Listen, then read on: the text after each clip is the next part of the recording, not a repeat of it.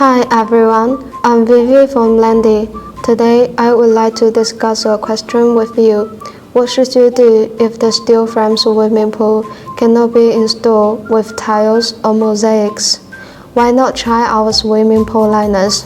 The swimming pool liner, also known as the polyvinyl chloride membrane, is a PVC membrane used on the walls and bottom of pools for waterproofing and decorative purposes.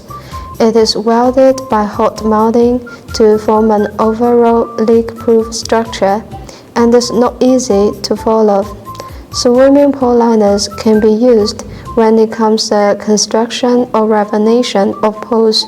They are suitable for all kinds of pools like swimming pools, water parks, landscape pools, leisure pools, fish ponds, etc.